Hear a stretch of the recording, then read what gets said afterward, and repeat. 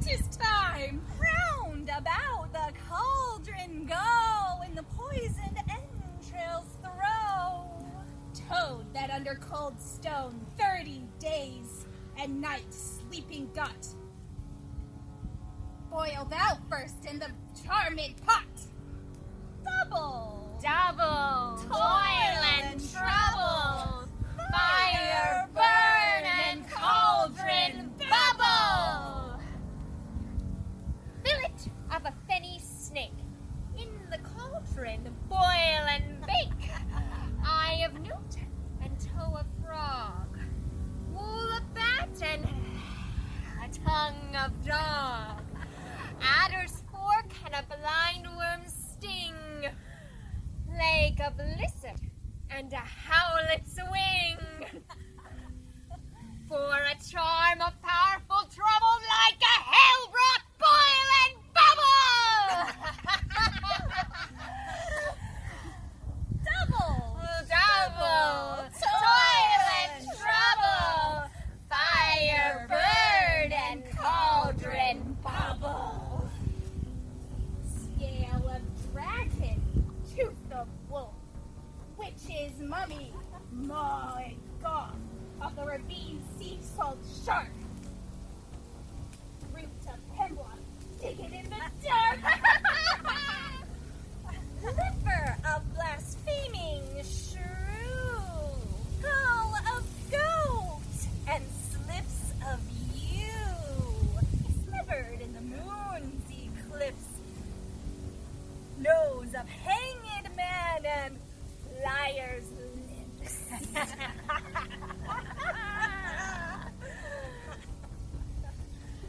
Double, toil and trouble, fire burn and cauldron bubble.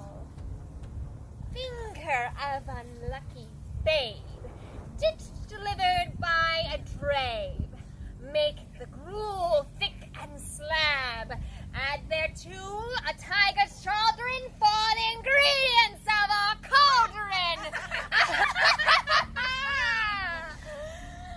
Double, toil and trouble, fire burn and cauldron bubble. By the pricking of my thumbs, something wicked this way comes. Open looks, whoever knocks.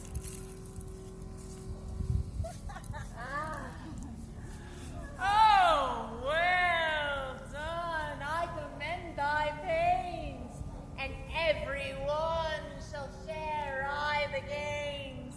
And now about the cauldron sing, like elves and fairies in a ring, enchanting all that you put in. Double, toil and trouble, fire burn and cauldron bubble.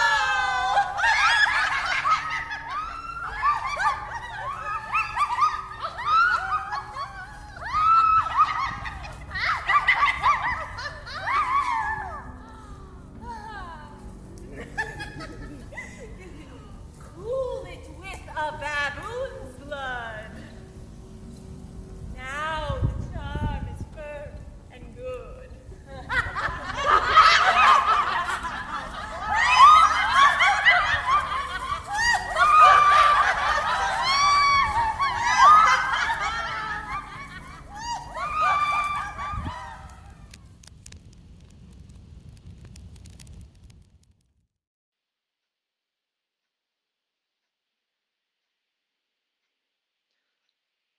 Pleasant evening to you all. I would like to cordially welcome you to Quincy Public Library Presents A Dreadful Night with Square Peg Group Troupe. And I am your host, who shall remain nameless here forevermore.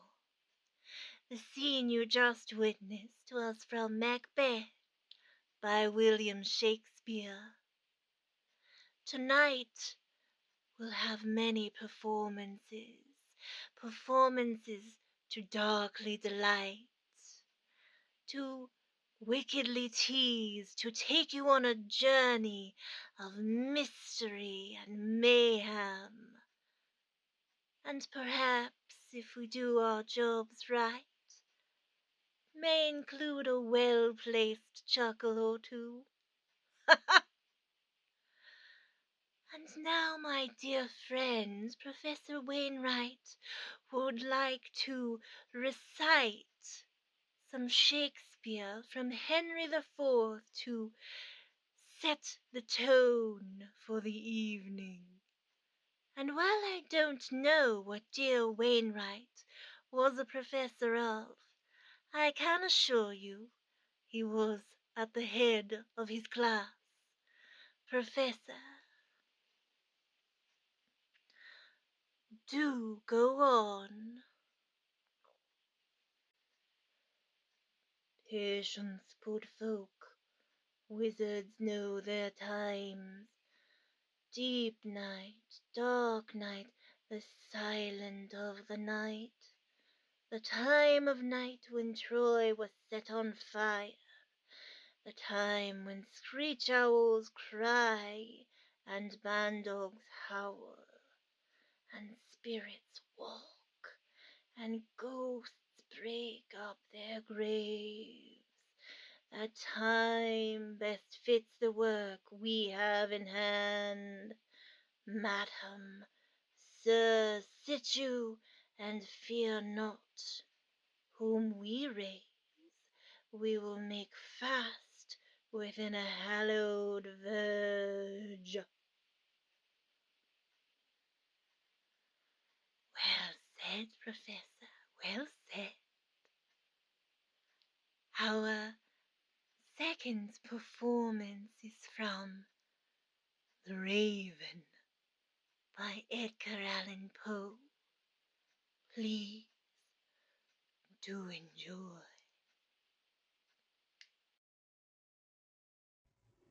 Once upon a midnight dreary, while I pondered weak and weary over many a quaint and curious volume of forgotten lore, while I nodded, nearly napping, suddenly there came a tapping, as of someone gently rapping at my chamber door. "'Tis some visitor I muttered. tapping at my chamber door. Only this and nothing more." Ah, distinctly I remember it was in the bleak December, and each separate dying ember wrought its ghost upon the floor. Eagerly I wished the morrow, vainly I had sought to borrow from my book surcease of sorrow, sorrow for the lost Lenore, for the rare and radiant maiden whom the angels name Lenore. nameless here forevermore. And the silken, sad, uncertain rustling of each purple curtain thrilled me, filled me with fantastic terrors never felt before. So that now, to still the beating of my heart, I stood repeating, "'Tis some visitor entreating entrance at my chamber door. Some late visitor entreating entrance at my chamber door. This it is and nothing more." Presently, my soul grew stronger, hesitating, then no longer. "Sir, Said I, or madam, truly your forgiveness I implore. But the fact is I was napping, and so gently you came rapping, and so faintly you came tapping at my chamber door, that I scarce was sure I heard you." Here I opened wide the door. Darkness there, and nothing more.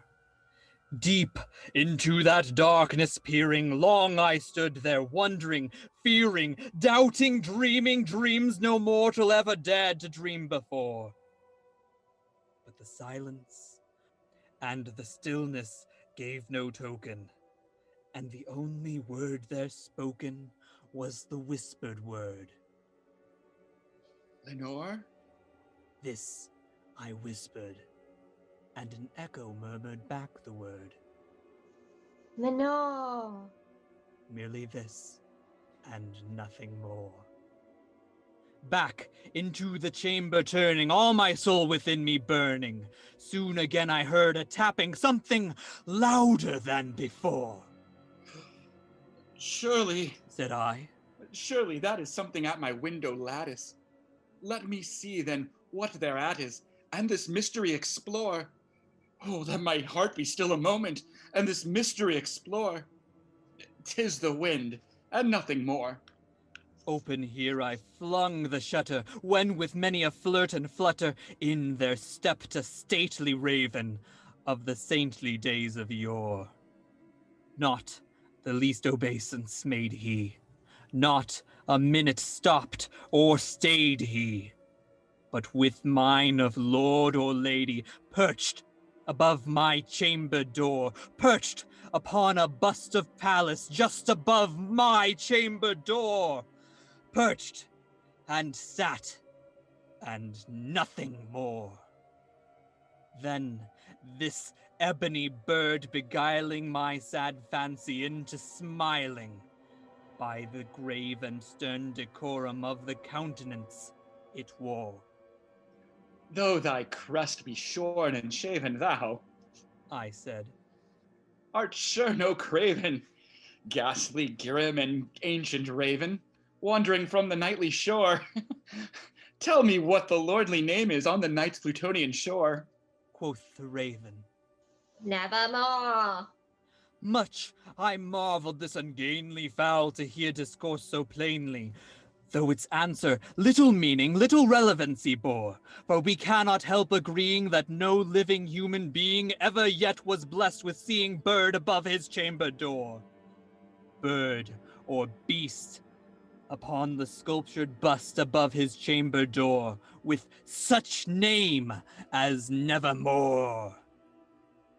But the raven, sitting lonely on that placid bust, spoke only that one word, as if his soul in that one word he did outpour.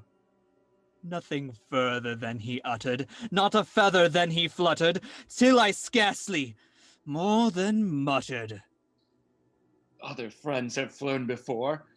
On the morrow he will leave me, as my hopes have flown before. Then the bird said, Nevermore. startled at the stillness broken by reply so aptly spoken. Doubtless. Said I, What it utters is its only stock and store, caught from some unhappy master, whom unmerciful disaster followed fast and followed faster, till his songs one burden bore, till the dirges of his hope that melancholy burden bore of never, nevermore.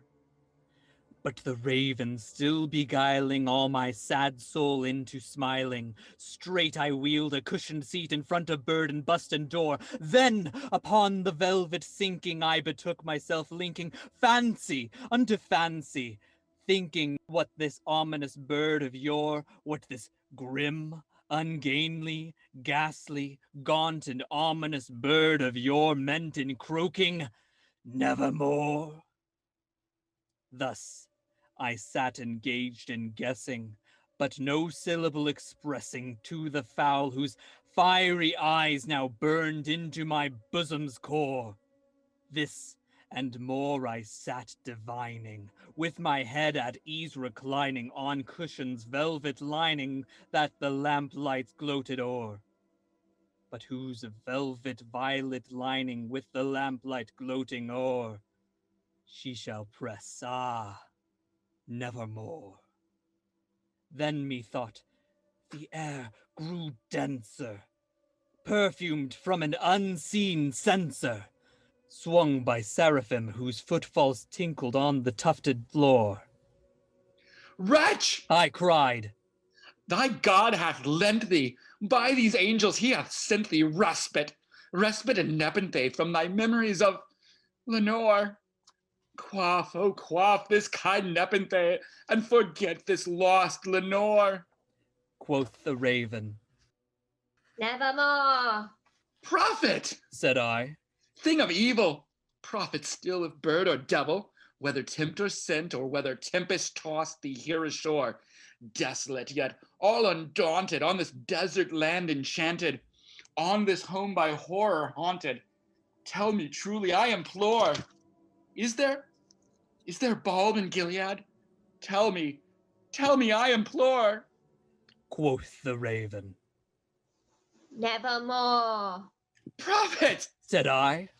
thing of evil, prophet still of bird or devil, by that heaven that bends above us, by that God we both adore, tell this soul with sorrow laden, if within the distant Aden it shall clasp a sainted maiden, whom the angels name Lenore. Clasp a rare and radiant maiden, whom the angels name Lenore. Quoth the raven. Nevermore.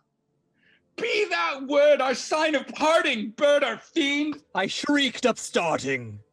Get thee back into the tempest and the night's Plutonian shore. Leave no black plume as a token of that lie thy soul hath spoken. Leave my loneliness unbroken. Quit the bust above my door. Take thy beak from out my heart, and take thy form from off my door. Quoth the raven. Nevermore. And the raven, never flitting, still is sitting on the pallid bust of Pallas just above my chamber door. And his eyes have all the seeming of a demon's that is dreaming, and the lamplight o'er him streaming throws his shadow on the floor. And my soul from out that shadow that lies floating on the floor shall be lifted nevermore.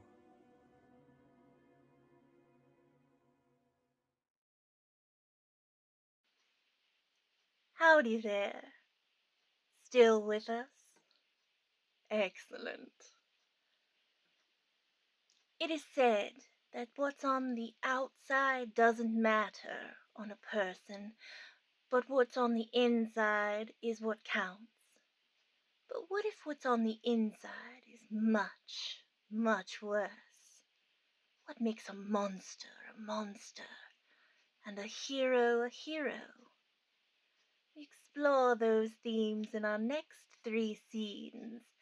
The first, from Through the Looking Glass and What Alice Found There by Lewis Carroll. The second, Frankenstein from Mary Shelley. And the third, a scene from Macbeth, written by our old friend William Shakespeare. What will we discover lurks on the inside of these characters, I wonder? After all, appearances are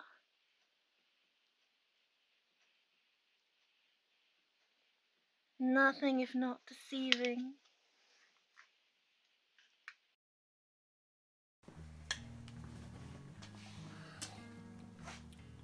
'Twas brillig and the slithy toes did gyre and gimble in the wabe, all mimsy were the borogoves, and the mome rats outgrabe. Beware the jabberwock, my son, the jaws that bite and the claws that catch. Beware the jub-jub bird, and shun the frumious bandersnatch. He took his vorpal sword in hand, long time the manxome foe he sought. So rested he by the tum-tum tree, and stood a while in thought. And as in uffish thought he stood, the jabberwock, with eyes of flame, came whiffling through the tulgey wood, and it burbled as it came. 1, 2, 1, 2, and through. The vorpal blade went snick-a-snack. He left it dead, and with its head he went galumphing back. And hast thou slain the jabberwock? Come to my arms, my beamish boy. O frabjous day, Callooh, Calais! He chortled in his joy. 'Twas brillig and the slithy toves did gyre and gimble in the wabe, all mimsy were the borogoves and the mome ras outgrabe.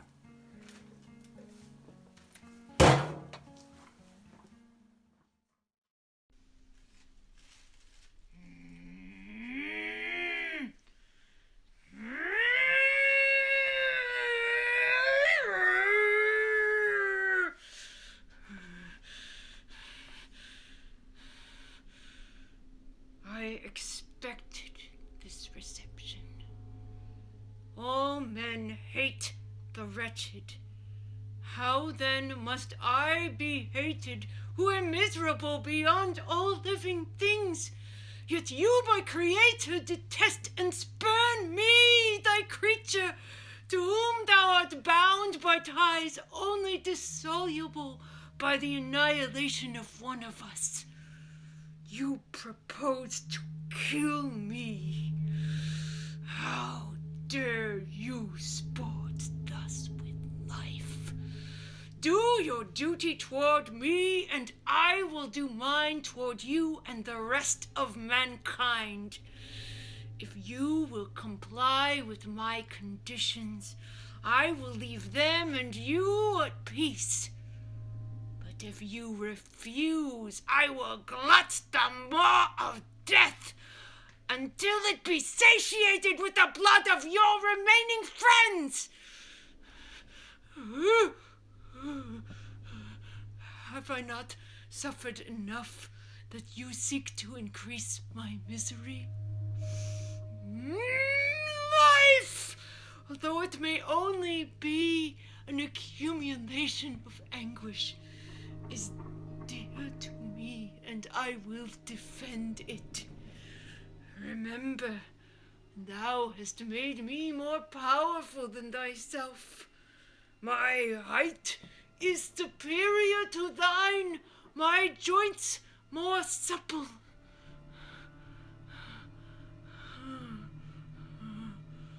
But I will not be in opposition to thee. I will not be tempted to see myself in opposition to thee. I am thy creature, and I will be even mild and docile to my natural lord and king, if thou wilt also perform thy part, the which thou owest me. Frankenstein, be not equitable to every other, and trample upon me alone, to whom thy justice and even thy clemency and affection is most due. Remember, I am thy creature. I ought to be thy Adam, but I am rather the fallen angel whom thou drivest from joy for no misdeed.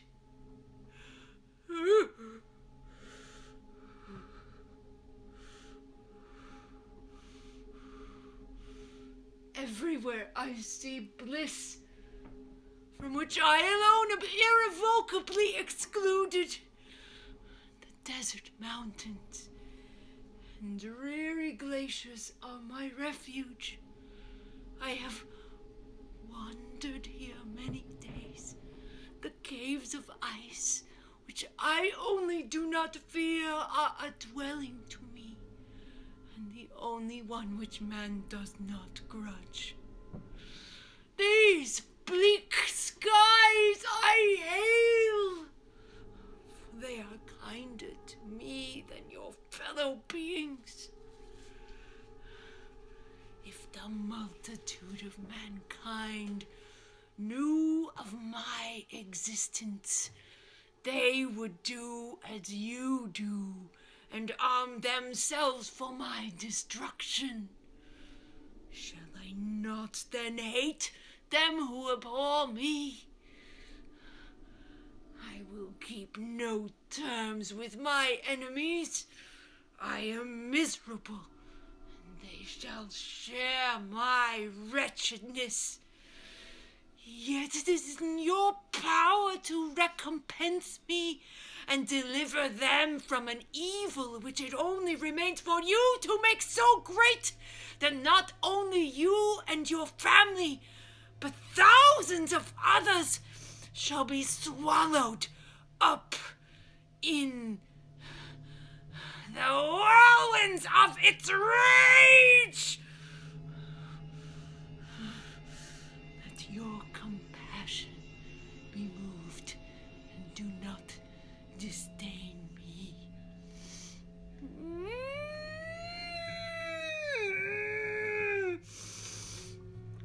was benevolent and good. Misery made me a fiend. Make me happy, and I shall again be virtuous. I have wandered through these mountains. I've ranged through their immense recesses, consumed by a burning passion which you alone can gratify. We may not part until you have promised to comply with my conditions. I am alone and miserable!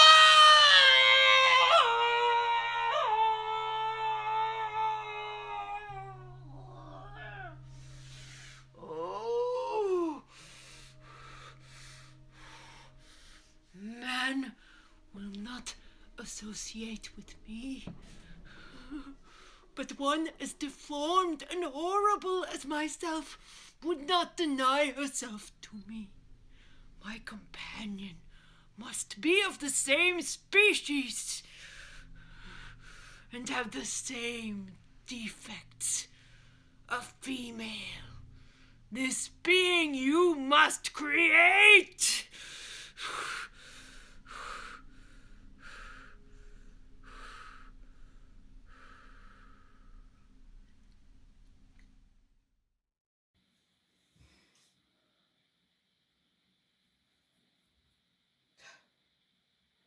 Yet here's another spot.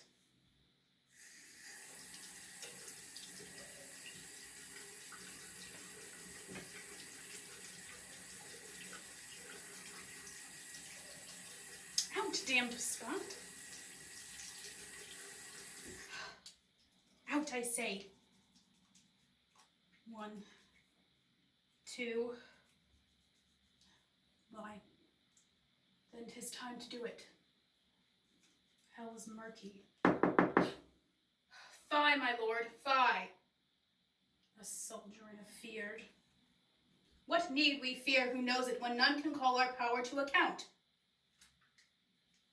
Yet, who would have thought the old man to have so much blood in him?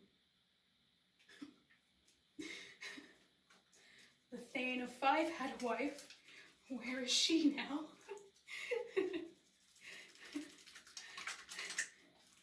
What? Will these hands ne'er be clean? No more of that, my lord. No more of that. You mar with all this starting.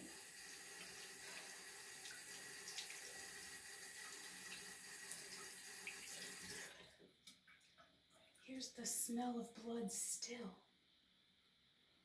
All the perfumes of Arabia would not sweeten this little hand. Oh.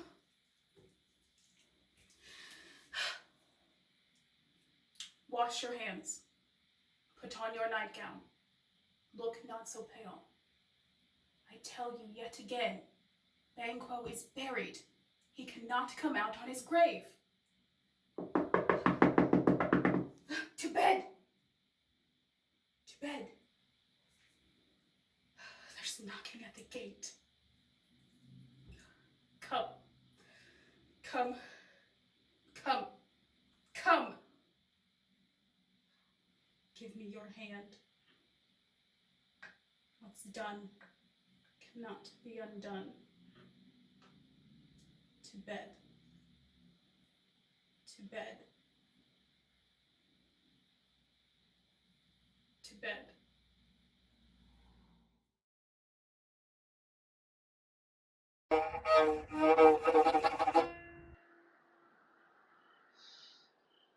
Wasn't that strange and unusual? So many of my favorite things often are. Have you ever found yourself walking in the woods at night, when suddenly a mysterious voice calls out to you?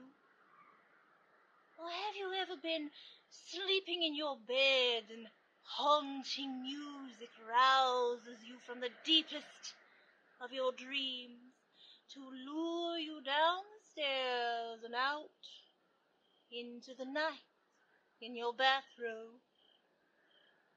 No, I highly recommend it. These next two performances encapsulate two of my favorite things, the strange and unusual. First, Goblin Market by Christina Rossetti, followed by a musical interlude of In Darkness I Shall Dwell. Please do enjoy.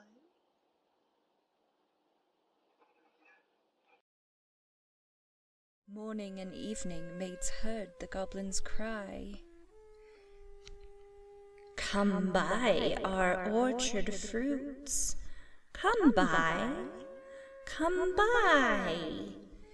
Apples and quinces, lemons and oranges, plump unpecked cherries, melons and raspberries, bloom-down-cheeked peaches, swart-headed mulberries, wild free-born cranberries, crab apples, dewberries, pineapples, blackberries, apricots, strawberries, all ripe together in summer weather. Morns that pass by, fair eves that fly. Come buy, come buy. Our grapes fresh from the vine, pomegranates full and fine, dates and sharp boluses, rare pears and greengages, damsons and bilberries, taste them and try. Currants and gooseberries, bright fire-like barberries, figs to fill your mouth, citrons from the south, sweet to tongue and sound to eye. Come buy, come buy. Evening by evening, among the brookside rushes, Laura bowed her head to hear. Lizzie veiled her blushes, crouching close together in the cooling weather, with clasping arms and cautioning lips, with tingling cheeks and fingertips. Lie close, Laura said, pricking up her golden head.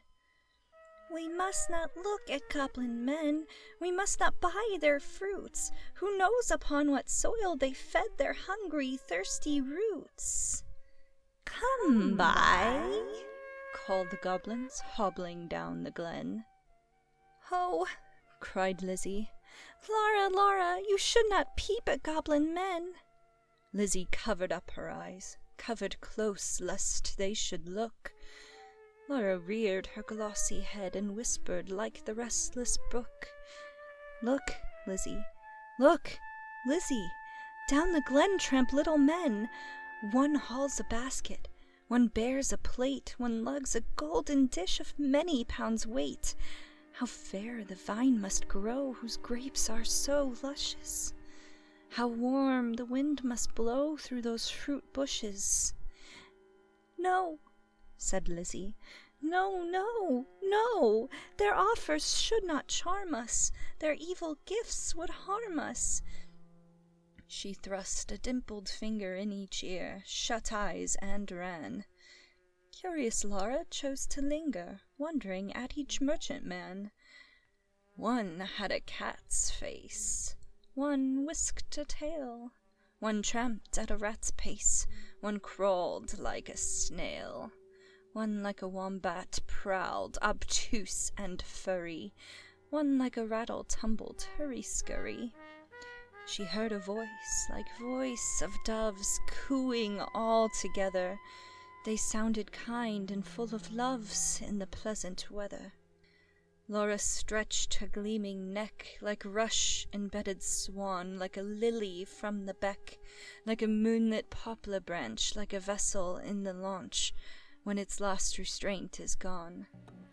Backwards up the mossy glen turned and trooped the goblin men, with their shrill repeated cry, Come buy, come buy. When they reached where Laura was, they stood stock still upon the moss, leering at each other, brother with queer brother, signalling each other, brother with sly brother. One set his basket down, one reared his plate, one began to weave a crown of tendrils, leaves, and rough nuts brown. Men sell not such in any town. One heaved the golden weight of dish and fruit to offer her. Come by, was still their cry. Laura stared but did not stir, longed but had no money. The whisk-tailed merchant bade her taste in tones as smooth as honey. The cat-face purred, the rat-faced spoke a word of welcome, and the snail-paced even was heard. One parrot-voiced and jolly cried, "Pretty goblin," still for "Pretty Polly." One whistled like a bird, but sweet-toothed Laura spoke in haste. "Good folk, I have no coin to take or to purloin. I have no copper in my purse, I have no silver either, and all my gold is on the firts that shakes in windy weather above the rusty heather." "You have much gold upon your head," they answered all together. "Buy from us with a golden curl."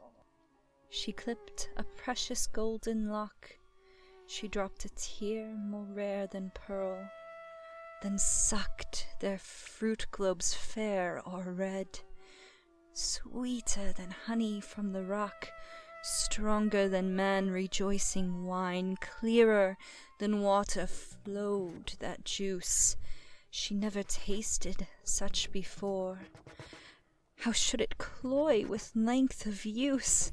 She sucked and sucked and sucked the more fruits which that unknown orchard bore. She sucked until her lips were sore, then flung the emptied rinds away, but gathered up one kernel stone, and knew not was it night or day, and she turned home alone. Lizzie met her at the gate, full of wise upbraidings. "Dear, you should not stay so late. Twilight is not good for maidens, should not loiter in the glen, in the haunts of goblin men. Do you not remember Jeanie? How she met them in the moonlight, took their gifts both choice and many, ate their fruits and wore their flowers, plucked from bowers where summer ripens at all hours? But ever in the noonlight she pined and pined away, sought them by night and day, found them no more, but dwindled and grew gray, then fell with the first snow, while to this day no grass will grow where she lies low. I planted daisies there a year ago that never blow. You should not loiter so." "Nay, hush," said Laura. "Nay, hush, my sister. I ate and ate my fill, yet my mouth waters still. Tomorrow night I will buy more," and kissed her. "Have done with sorrow. I'll bring you plums tomorrow, fresh on their mother twigs, cherries worth getting. You cannot think what figs my teeth have met in, what melons icy cold, piled on a dish of gold, too huge for me to hold. What peaches with velvet nap, pellucid grapes without one seed. Odorous indeed must be the mead whereon they grow, and pure the wave they drink with lilies at the brink, and sugar sweet their sap. Golden head by golden head, like two pigeons in one nest, folded in each other's wings, they lay down in their curtained bed, like two blossoms on one stem, like two flakes of new-fallen snow, like two wands of ivory, tipped with gold for awful kings. Moon and stars gazed in at them, wind sang to them lullaby, lumbering owls forbore to fly, not a bat flapped to and fro round their rest. Cheek to cheek and breast to breast, locked together in one nest.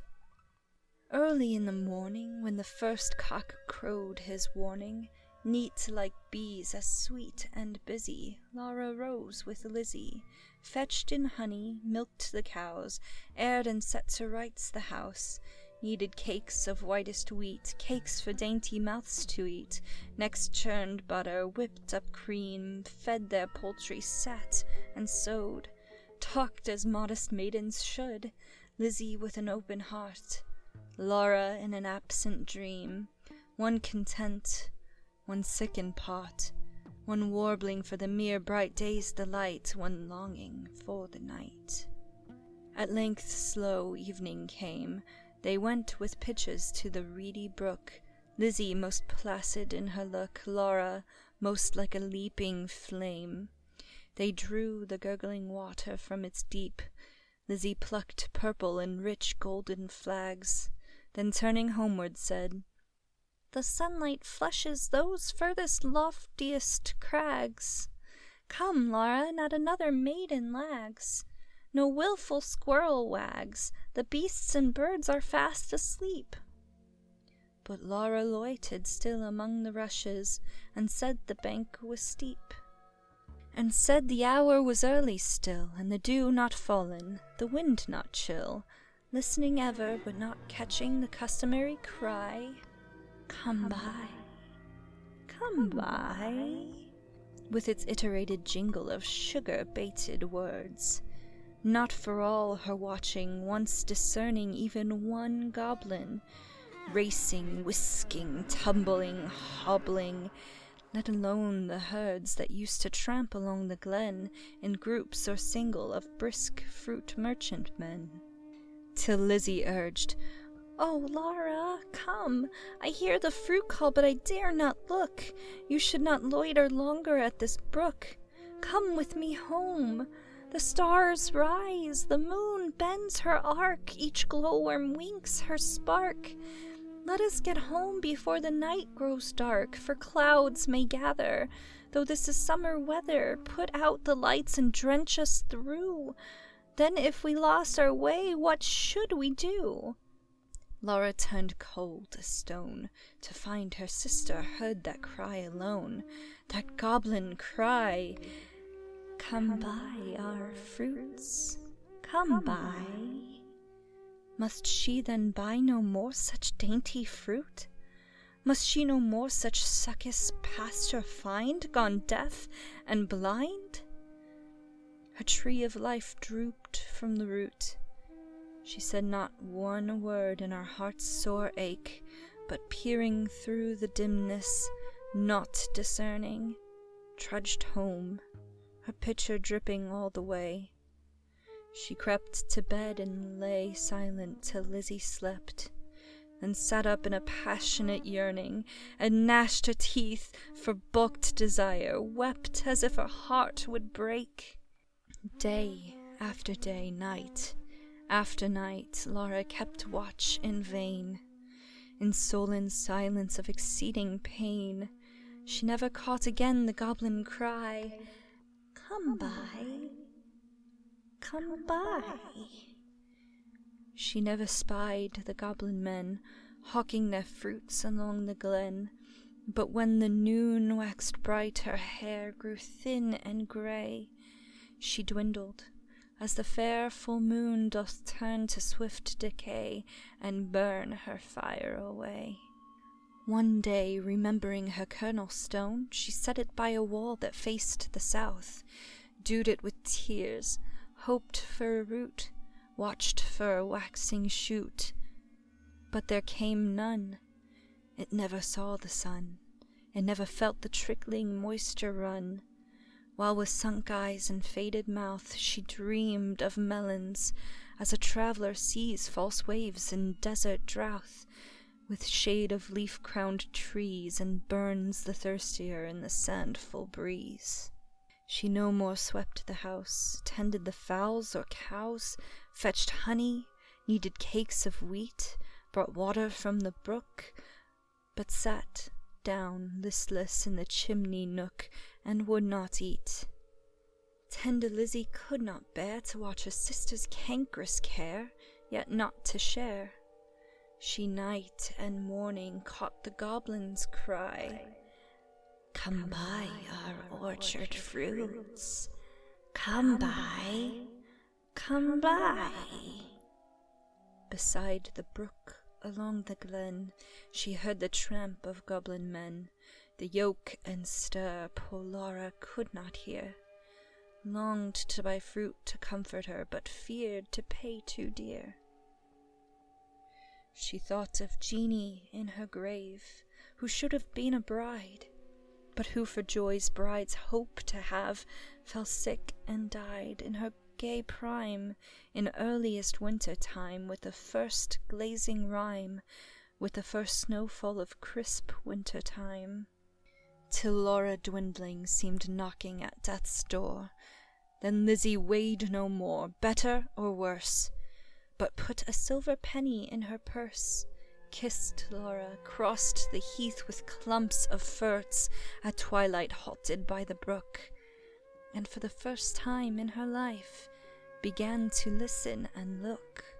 Laughed every goblin when they spied her peeping, came towards her, hobbling, flying, running, leaping, puffing and blowing, chuckling, clapping, crowing, clucking and gobbling, mopping and mowing, full of airs and graces, pulling wry faces, demure grimaces, cat-like and rat-like, rattle and wombat-like, snail-paced in a hurry, parrot-voiced and whistler, helter-skelter, hurry-scurry, chattering like magpies, fluttering like pigeons, gliding like fishes, hugged her and kissed her, squeezed and caressed her,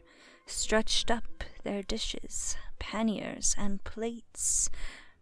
Look at our apples, russet and done, bob at our cherries, bite at our peaches, citrons and dates, grapes for the asking, pears red with basking out in the sun, plums on their twigs, pluck them and suck them, pomegranates, figs. Good folk, said Lizzie, mindful of Jeanie, give me much and many. Held out her apron, tossed them her penny. Nay, take a seat with us, honor and eat with us, they answered grinning. Our feast is but beginning, night yet is early, warm and dew pearly, wakeful and starry. Such fruits as these no man can carry. Half their bloom would fly, half their dew would dry, half their flavor would pass by. Sit down and feast with us, be welcome guest with us, cheer you and rest with us. Thank you, said Lizzie, but one waits at home alone for me. So without further parleying, if you will not sell me any of your fruits, though much and many, give me back my silver penny I tossed you for a fee.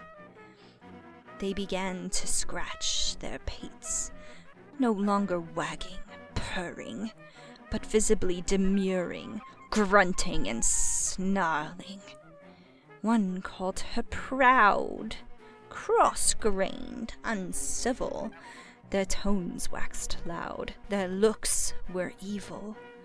Lashing their tails, they trod and hustled her, elbowed and jostled her, clawed with their nails, barking, mewing, hissing, mocking, tore her gown and soiled her stocking, twitched her hair out by the roots, stamped upon her tender feet, held her hands and squeezed their fruits against her mouth to make her eat. White and golden Lizzie stood like a lily in a flood, like a rock of blue-veined stone, lashed by tides obstreperously, like a beacon left alone in a hoary roaring sea, sending up a golden fire like a fruit-crowned orange tree, white with blossoms honey-sweet, sore beset by wasp and bee, like a royal virgin town topped with gilded dome and spire, close beleaguered by a fleet, mad to tug her standard down.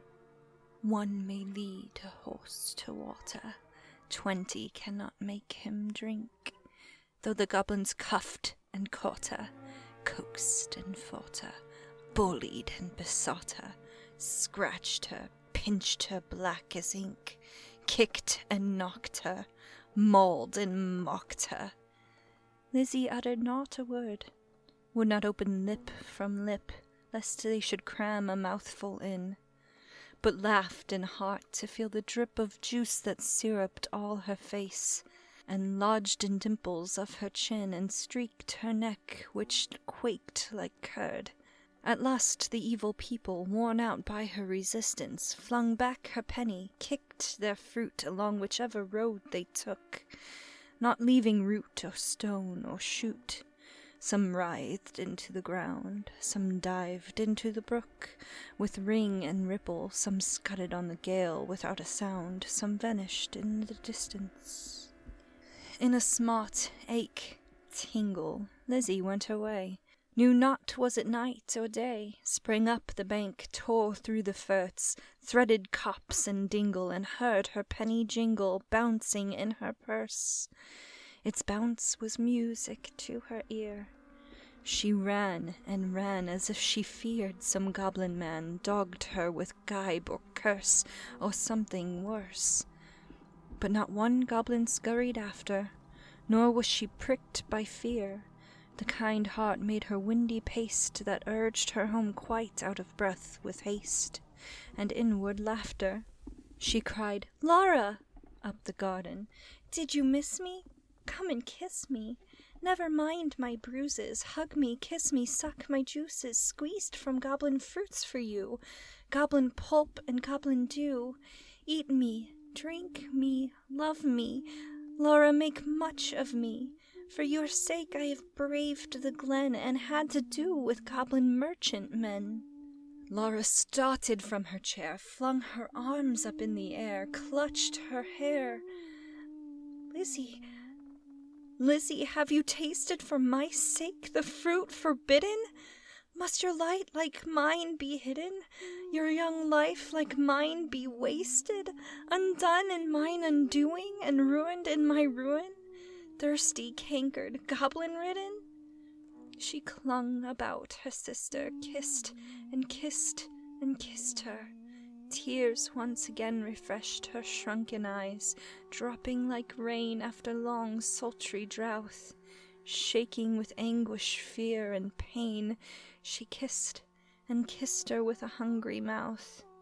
Her lips began to scorch. That juice was wormwood to her tongue. She loathed the feast. Writhing as one possessed, she leaped and sung, rent all her robe and wrung her hands in lamentable haste, and beat her breast. Her locks streamed like the torch borne by a racer at full speed, or like the mane of horses in their flight, or like an eagle when she stems the light straight toward the sun, or like a caged thing freed, or like a flying flag when armies run. Swift fire spread through her veins, knocked at her heart, met the fire smouldering there, and overbore its lesser flame. She gorged on bitterness without a name. Ah, fool, to choose such part of soul-consuming care! Sense failed in the mortal strife, like the watchtower of a town which an earthquake shatters down. Like a lightning-stricken mast, like a wind-uprooted tree, spun about, like the foam-topped waterspout cast down headlong in the sea, she fell at last, pleasure past and anguish past. Is it death? Or is it life? Life out of death. That night long Lizzie watched by her, counted her pulses' flagging stir, felt for her breath, held water to her lips and cooled her face with tears and fanning leaves.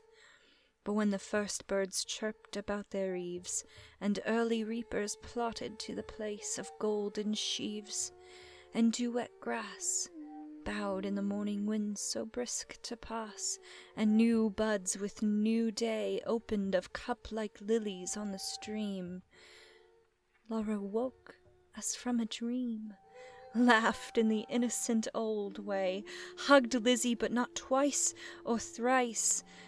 Her gleaming locks showed not one thread of grey.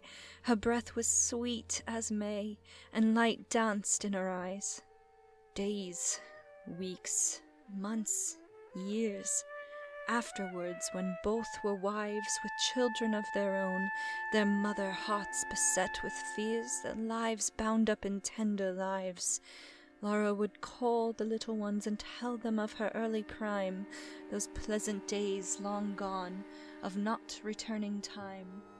Would talk about the haunted glen, the wicked, quaint fruit merchant men, their fruits like honey to the throat, but poison in the blood.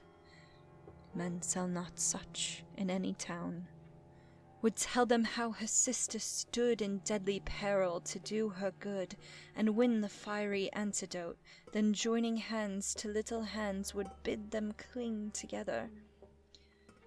For there is no friend like a sister in calm or stormy weather, to cheer one on in the tedious way, to fetch one if one goes astray, to lift one if one totters down, to strengthen whilst one stands.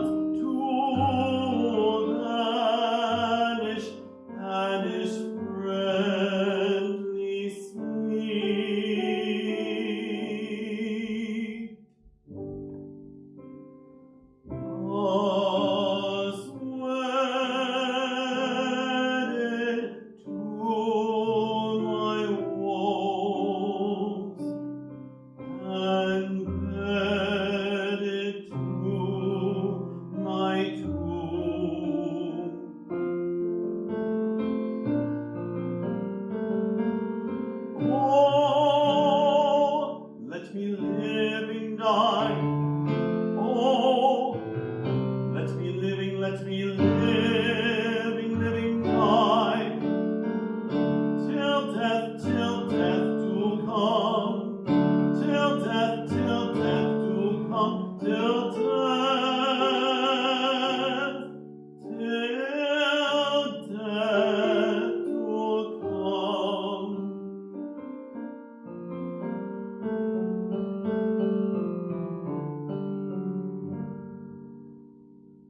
In